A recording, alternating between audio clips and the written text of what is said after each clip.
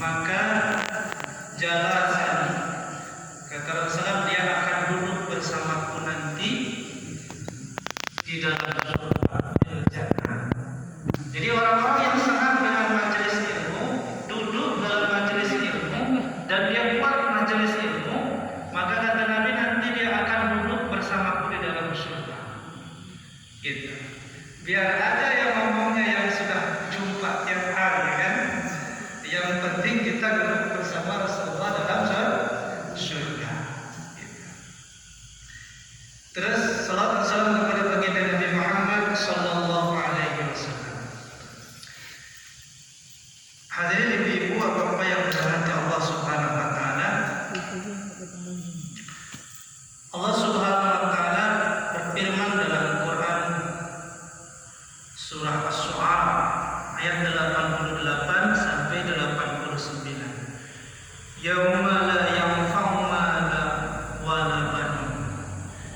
Hari ketika tiada lagi berguna harta dan anak-anak. Kapan tidak bergunanya itu? Nanti ketika mereka memperhatikan dirinya sendiri. Gitu. Anak memperhatikan dirinya sendiri, kita pun juga memperhatikan diri kita sendiri. Kapan? Di waktu nanti huru hara di hari kiamat. Hanya memperhatikan diri sendiri. Kenapa?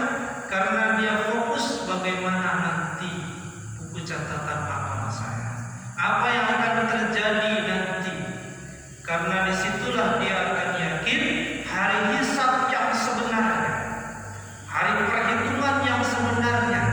Ada, kata Nabi, nanti akan datang seorang ayah yang mana dia akan dimasukkan ke dalam neraka.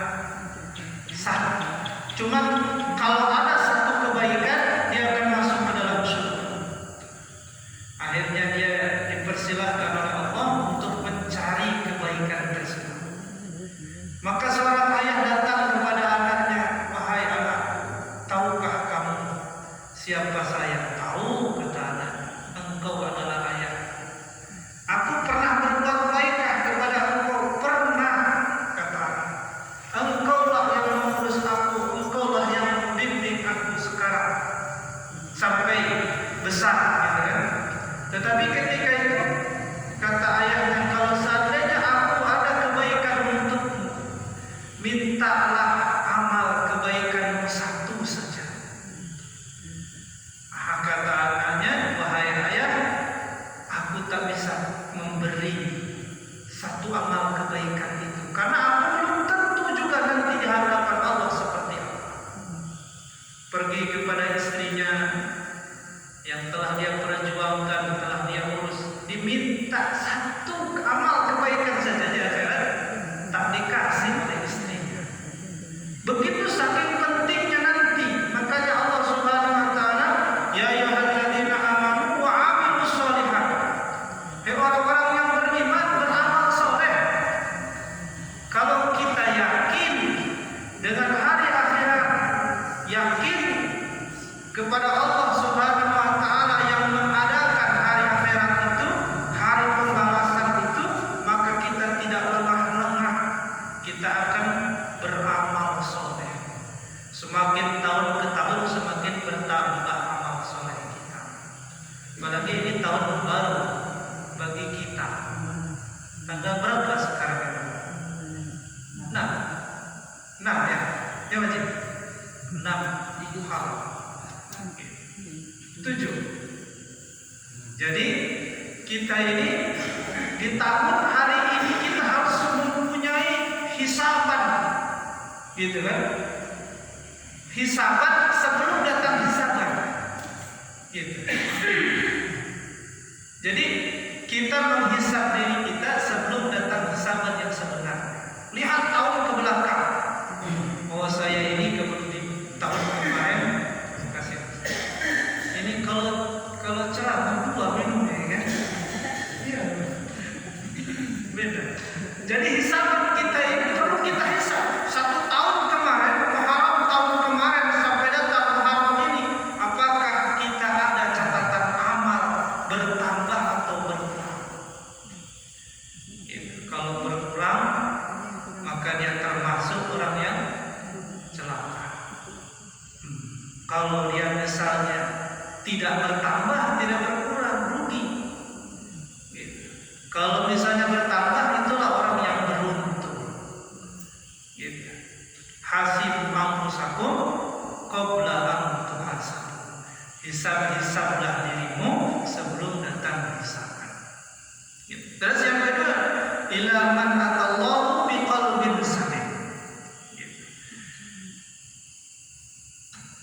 Kecuali orang yang datang menghadap Allah membawa hati yang selamat. Ini hati yang selamat ini akan mendatangkan kasih sayang Allah, akan mendatangkan rahmatnya Allah, akan difasilitasi oleh Allah Subhanahu wa taala ketika orang kembali kepada Allah dalam keadaan hatinya yang selamat. Kenapa? Hati yang selamat itu akan memberikan ketenangan dalam jiwanya. Makanya nanti dipanggil oleh Allah, ya ayyatuhan nafsul mutmainnah.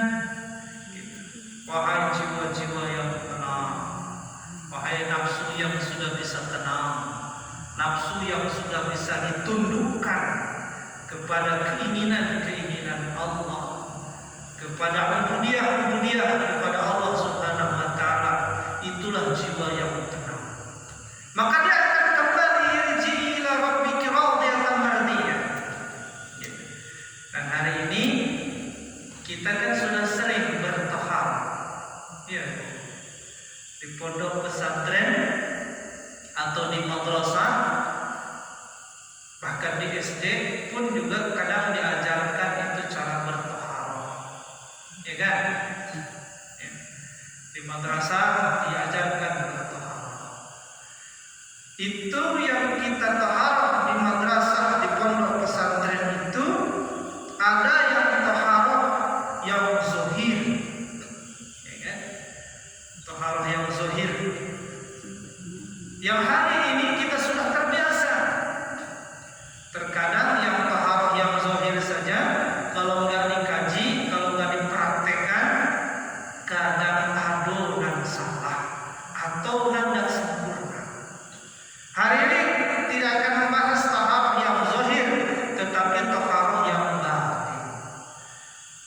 Taharah dari mulai hati kita. Kenapa harus bertaharah hati ini? Karena hati adalah sentral. Ibu, ya, hati ini sentral terhadap segala sesuatu yang akan kita ucapkan, yang akan kita kerjakan. Setiap ada yang ada di dalam jasad ini itu tergantung daripada hati seseorang itu. Ya dong. Kalau hati itu tidak bersih, bagaimanapun kita bawa langkah ke dalam kebaikan-kebaikan, maka kebaikan itu akan dikotori lagi.